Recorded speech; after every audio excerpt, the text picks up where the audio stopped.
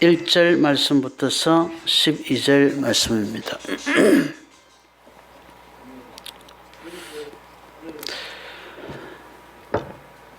교독하겠습니다.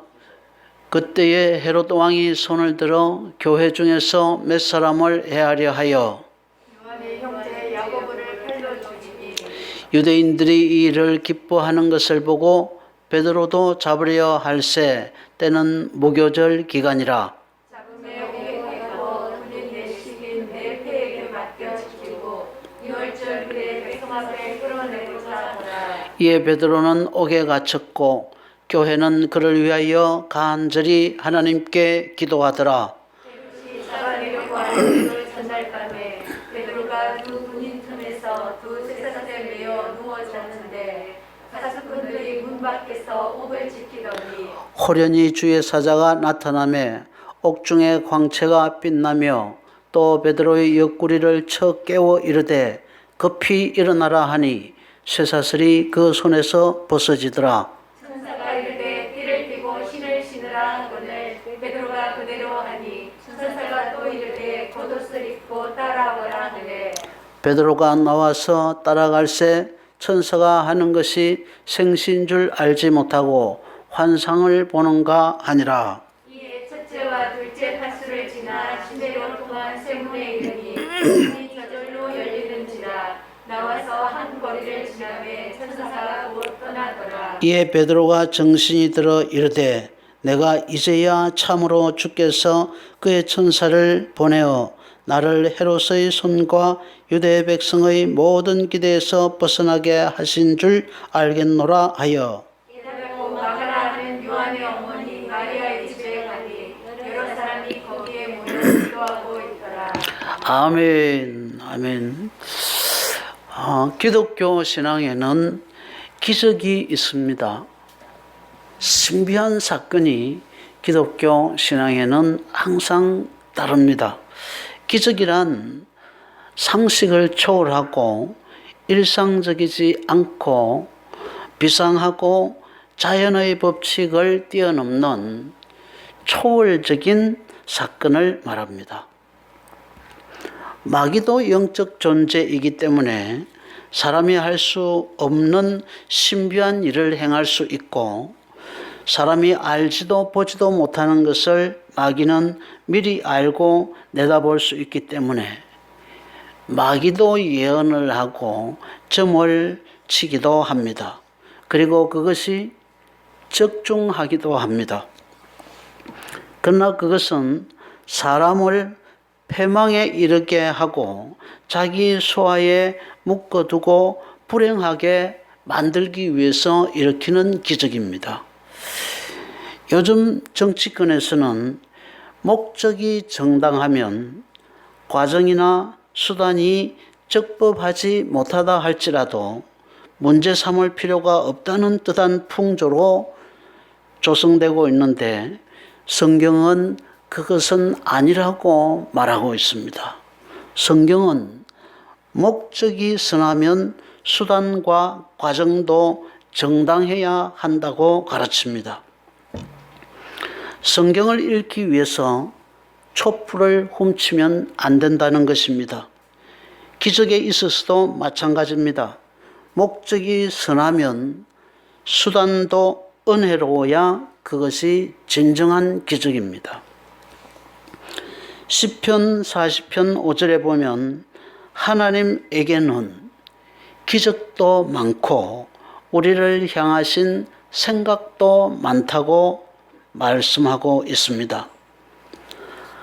하나님은 기적을 얼마든지 베푸실 수 있지만 깊이 숙고하신 후에 그것이 우리에게 복이 될 때만, 그것이 우리에게 유익이 될 때만 기적을 베푸시는 것입니다.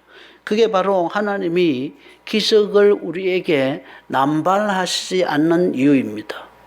우리는 하나님으로부터 우리의 필요에 따라서 하나님 기적을 주십시오 라고 하나님 앞에 지속적으로 내 삶 속에서 돈이 많이 모이기를, 내 자녀가 잘 되기를, 또 내 사업이 잘 되기를 지속적으로 우리는 기적을 하나님 앞에 요구합니다.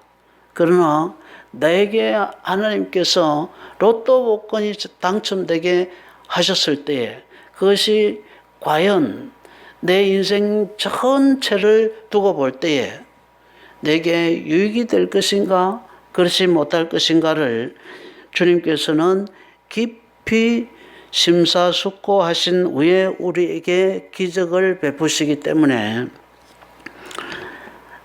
주님은 기적을 남발하실 수 없는 것입니다.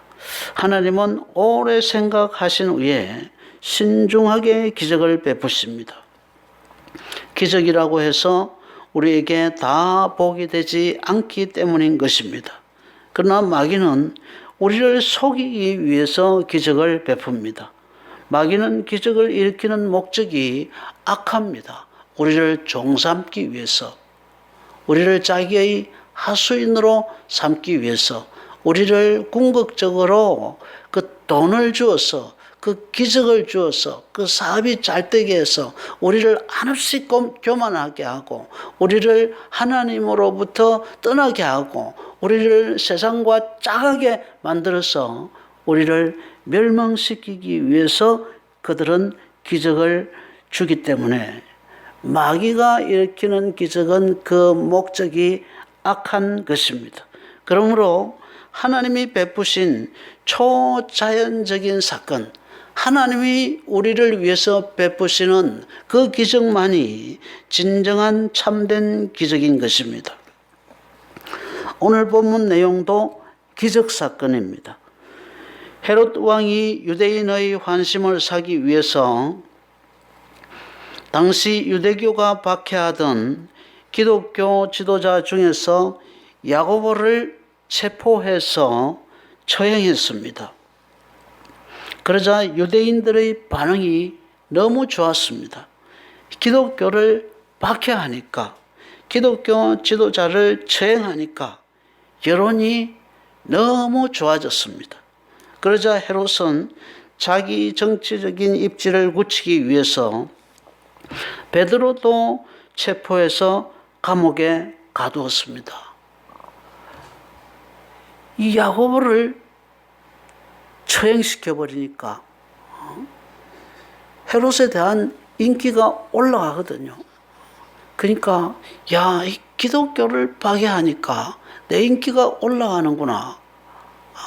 내 정치적인 입지가 굳어지는구나. 그래서 베드로도 죽이면은 내가 더 인기가 올라가지 않겠나.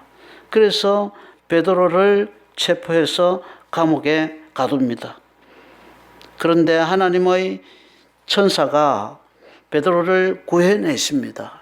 7절입니다. 호련히 주의 사자가 나타나매 옥중에 광채가 빛나며 베드로의 옆구리를 쳐 깨워 이르되 급히 일어나라 하니 쇠사슬이 그 손에서 벗어지더라. 쇠사슬이 손에서 벗어지더라. 손에 있던 수갑이 저절로 풀어졌다는 것입니다. 여러분, 이 얼마나 신비한 사건입니까?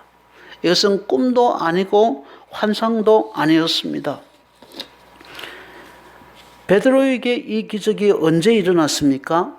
6절 상반절에 보면 헤롯이 잡아내려고 하는 그 전날 밤에 일어났습니다. 베드로를 처형하기 바로 그 전날 밤입니다. 날이 새면 베드로는 사형이 집행될 것인데, 목이 달아날 것인데, 그 전날 밤에 바로 이 기적이 일어난 것입니다. 하나님의 기적은 언제나 마지막에 일어납니다. 죽느냐 사느냐 하는 절박한 최후의 순간에 기적이 일어납니다. 여러분, 왜 그럴까요? 그래야 기적의 효과가 극대화되기 때문인 것입니다. 홍해의 기적을 보십시오. 그런 위기가 없었습니다. 뒤에는 바로의 성난 전차 군단이 맹렬히 추격에 오며 간격을 좁힙니다. 뒤에는 가파른 산이 있습니다. 앞에는 검푸른 홍해바다가 가로놓여 있습니다. 이스라엘은 완전히 도간에 든 쥐가 되었고 절체절명의 위기를 맞았습니다. 그 벼랑 끝과 같은 최후의 순간에 하나님은 바다를 여시는 기적을 일으켜 주신 것입니다. 여러분, 또 나만 장군을 보십시오. 그는 문둥병자였습니다. 문둥병을 고치기 위해서 아람에서 이스라엘까지 먼 길을 찾아왔습니다. 그렇게 먼 길을 찾아와 큰 나라의 장군이 조그만 나라의 선지자에게 내 병을 좀 고쳐달라고 그 선지자를 찾아왔는데, 조그만 나라의 선지자는 내다보지도 아니하고 요단강에 가서 7번 씻고 가시오 라고 말하자 자존심이 너무 상해서 내가 왜 우리나라의 아르발과 바르발 같은 맑은 물을 두고 구죽물 같은 요단강에서 몸을 씻어야 하느냐 하며 노발대발했습니다. 그래서 안 씻고 그냥 돌아가려고 했습니다. 그러나 그에게 지혜로운 참모가 있어서 그 사람의 말에 설득되어 요단강으로 갔습니다. 요단강에 6번 몸을 적시고 나올 때까지는 아무런 일도 일어나지 않았습니다. 그러나 7번 들어갔다가 나왔을 때에 기적이 일어난 것입니다. 그의 문둥병이 깨끗하게 나아 그의 살이 어린 아이 살같이 되었더라 라고 성경은 말하고 있습니다. 내게 아직 시간적 여유나 다른 선택의 여지가 남아있을 때는 기적은 잘 일어나지 않습니다.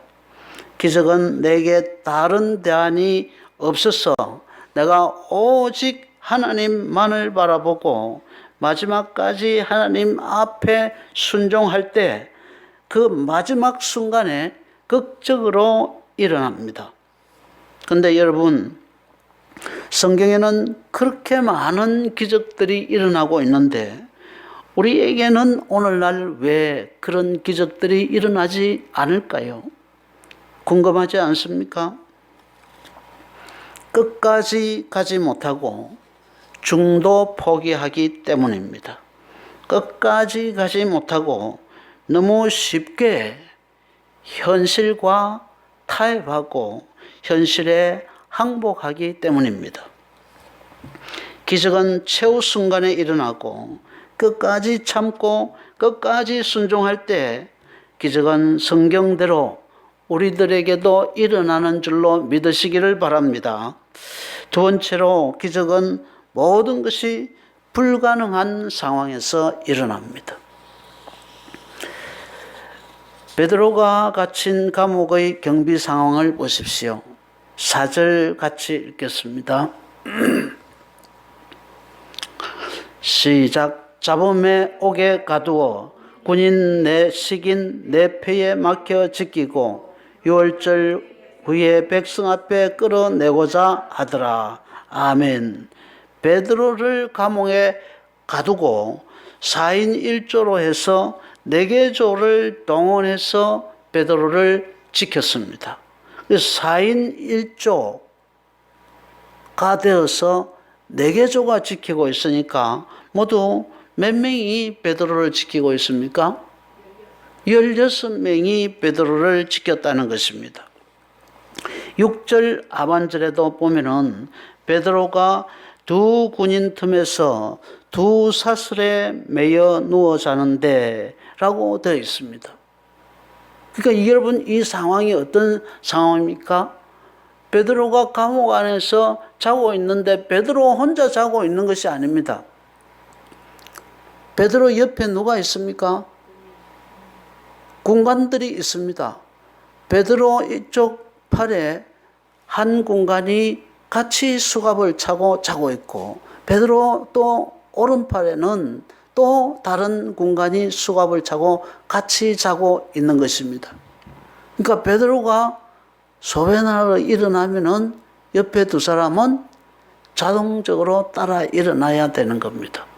또 옆에 오른쪽에 있는 한 사람이 소변하러 일어나면은 베드로도 일어나야 되고 그 옆에 있는 또 그 다른 사람도 일어나야 되는 것입니다. 그러니까 탈출은 완전히 불가능합니다. 감옥 안에 2명이 그렇게 수갑을 차고 베드로를 지키고 있죠. 감옥 밖에는 4인 1조가 돼서 4개조가 지키고 있죠. 모두 18명이 베드로를 밀착 감시하고 있었습니다. 완전히 탈출은 불가능합니다. 내일 아침이면 꼼짝없이 끌려나가 목이 잘려야 할 상황입니다. 그런 상황에서 기적이 일어난 것입니다. 하나의 옵션이라도 있고 지푸라기라도 잡을 가능성이 손끝만큼이라도 남아있는 곳에서는 기적은 일어나지 않습니다.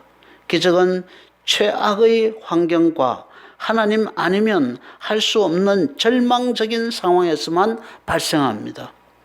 조금 전까지만 해도 꼼짝도 할 수 없었던 베드로에게 천사가 나타나자 단단한 결박과 베드로를 지키고 있던 16명의 군사들이 아무것도 아닌 게 되어버리고 말았습니다.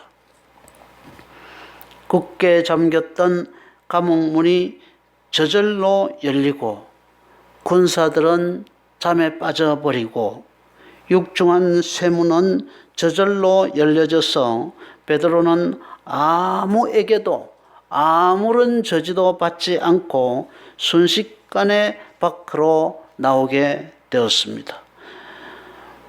모든 상황이 불가항력적이었을 때 하나님의 기적이 일어났습니다. 그냥 수갑도 저절로 풀어지고 말았습니다. 죽은 나사로를 살리던 때도 불가항력적 상황이었습니다. 죽은 지 나흘이 되어 시체 썩는 냄새가 날 정도로 부패가 상당히 진행되었습니다. 나사로가 살아날 가능성은 제로였습니다. 그러나 주님은 거기서 기적을 베푸십니다. 주님의 기적은 바로 그런 상황, 그런 장소에서 발생합니다. 나사로야 나오너라 라고 말씀하시자 죽어서 썩어가던 나사로가 무덤에서 살아서 걸어 나왔습니다. 성경에는 이렇게 불가항력적인 상황에서 기적들이 많이 일어나고 있는데 우리들에게는 그런 기적이 일어나지 않는다는 것이 문제입니다. 여러분, 우리에게 이런 기적이 일어나지 않는 이유가 무엇일까요? 우리가 너무 인본주의가 되고 합리주의가 되고 너무 과학주의가 되었기 때문입니다. 다시 말하면 인본주의, 합리주의, 과학 만능주의에 빠져서 오늘날 성도들이 성경을 믿지 않는다는 겁니다. 성경을 믿어야 될 성도들이, 하나님을 믿어야 될 성도들이 성경을 믿지 않고 하나님을 믿지 않고 더 합리주의를 믿고 더 과학주의를 믿고 더 인본주의를 믿고 있기 때문에 하나님을 믿으면서도 교회를 나오면서도 그런 기적을 경험하지 못한다는 것입니다. 여러분, 대한민국 대통령도 그러잖아요. 대통령이 교회의 지도자들을 모아놓고는 코로나는 신앙의 문제가 아니라 무슨 문제라고 했습니까? 과학의 문제다라고 그렇게 말했습니다. 대통령이 그렇게 말하는데도 거기에 모인 교단장들이 그 누구도 그게 아니라고 반박하는 그런 목사가 한 사람도 그 자리에 없었습니다. 목사가 성경을 가르치면서 성경을 부정하는 말을 대통령이 하고 있음에도 불구하고 그것도 그렇게 많은 목회자들 앞에서 겁없이 성경을 부정하는데도 교단장들이 아무 말도 하지를 못했다. 여러분, 이거 치욕 아닐까요? 아니, 성경을 가르치는 목회자가 나라의 대통령이 자기들을 모아놓고 코로나는 신앙의 문제로 풀 수 있는 것이 아니라 과학의 문제로라야만 풀 수 있는 것이다 라고 말을 하고 있는데도 거기에 아무런 말도 못하고 듣고만 있었다고 하는 것은 여러분, 성경을 가르치는 목회자로서 치욕 아니냐는 것입니다. 그들에게 가르침을 받는 양무리를 주님께서 오늘날 와서 보신다고 한다면, 그 자리에서 주님이 계셨다고 한다면 주님이 거기에 모였던 그 목사님들을 향해서 무슨 말씀을 하셨을까? 복음서를 보면서 상상해 보았습니다. 예수님의 죽기 사역을 보면서 백성들은 우리가 기다리던 메시아가 아닐까라고 생각을 하고 있는데, 바리새인들, 서기관들은 뭐라고 그것을 평가합니까?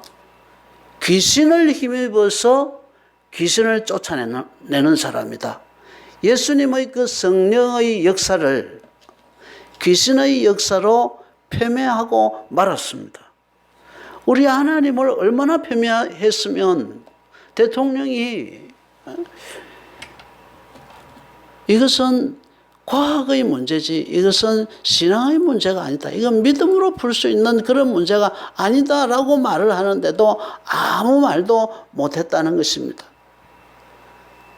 그 말을 그대로 듣고도 아무 말도 하지 못하는 그 사람들을 예수님이 그 자리에서 보셨다고 한다면, 예수님이 거기서 무슨 말을 하셨다고 한다면 그들에게 달려있는 그 양무리들을 보시고 추수할 것은 많으나 추수할 일꾼이 적으니 추수할 충실한 일꾼들을 보내주소서 하라. 그러면서 무리를 보시고 불쌍히 여기사 아마 주님의 마음이 그러지 않았을까, 그런 생각을 하게 되었습니다. 출애굽기 15장 26절입니다. 한번 보겠습니다.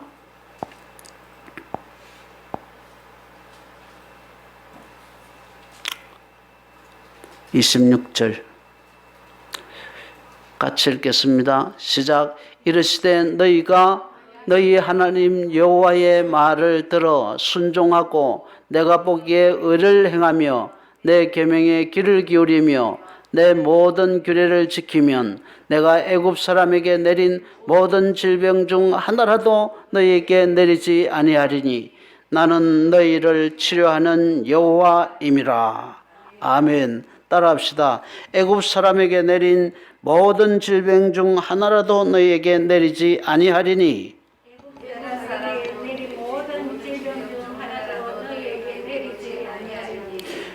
나는 너희를 치료하는 여호와임이라. 믿습니까 여러분? 아멘입니다. 야고보서 5장 16절입니다. 야고보서 5장 16절.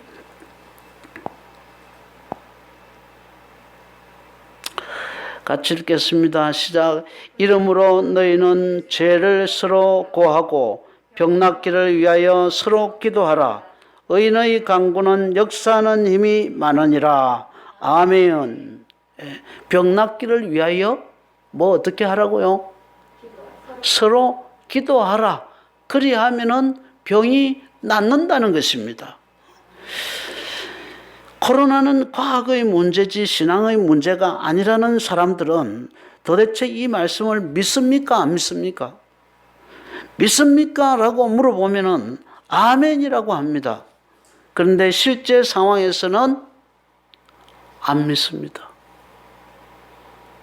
실제 상황에서는 코로나가 걸릴까 싶어서 얼마나 마음속으로 두려워하고 있는지 모릅니다. 그러니 하나님이 어떻게 그렇게 믿고 있는 사람들을 그렇게 믿습니까 하면 아멘 해놓고 실제 상황에서는 안 믿는 그들에게 어떻게 기적을 베풀 수 있겠습니까? 히스기야 왕이 병들어 죽게 되었습니다. 히스기야의 병은 히스기야가 하나님 앞에서 교만했기 때문에 얻은 병이었습니다. 이사야 선지자가 찾아가서 죽을 때가 됐으니 죽을 준비를 하라고 총명하게 말하고 나왔습니다. 그 말을 들은 히스기야는 면벽을 하고 하나님 앞에서 철저하게 회개했습니다. 그 회개를 들으신 하나님께서 히스기야의 생명을 15년을 연장시켜 주셨고 그 증거로 아하스의 해시계를 10도 뒤로 물려주셨습니다. 여러분, 이래도 질병이 과학의 문제 안에만 있습니까? 히스기야의 회개를 듣고 죽을 병을 하나님께서 고쳐주셨어요. 죽을 병인데도 하나님이 고쳐주셨다는 거예요. 그런데 여러분, 이런 일이 있음에도 불구하고 질병이 과학의 문제입니까? 과학의 문제로만 풀 수 있는 것입니까? 성도들이 실제 상황으로 들어가면 성경을 안 믿는다는 데 문제가 있습니다. 하나님의 능력이 예전보다 떨어져서 기적이 없는 것이 아니라 우리가 인본주의, 합리주의, 과학 만능주의에 빠져서 성경을 안 믿어서 기적이 일어나지 않는 것입니다. 우리는 기적에 대한 기대도 하지 않지만 기적을 믿을 만한 믿음도 없는 것입니다. 알량한 이성을 앞세워서 성경을 믿지 않습니다. 그래서 기적은 많지만 지금도 얼마든지 기적은 일어날 수 있지만 우리의 삶에는 기적이 없다는 것입니다. 세 번째로 기적은 갑자기 일어납니다. 7절 상반절에 보면 호련히 주의 사자가 나타나매 옥중에 광채가 빛나며 라고 기록되어 있습니다. 호련이라는 말은 예고 없이, 사전 통보 없이, 조짐 없이 갑자기 발생했다는 그런 뜻입니다. 하나님의 기적의 특징은 호련히 발생하는 것입니다. 자연현상은 전조가 있습니다. 태풍, 지진, 화산이 폭발할 때는 다 전조 현상이 일어납니다. 고대 로마의 폼페이는 주 79년에 화산 폭발로 도시 전체가 땅속에 묻혔습니다. 주 63년부터 화산 폭발의 징후가 보였습니다. 10년 동안 계속해서 위험을 경고한 것입니다. 그럼에도 대피하지 않고 있다가 한자리에서 매몰되고 말았습니다. 자연현상은 이렇게 징후를 보입니다. 준비하라고 조짐을 보입니다.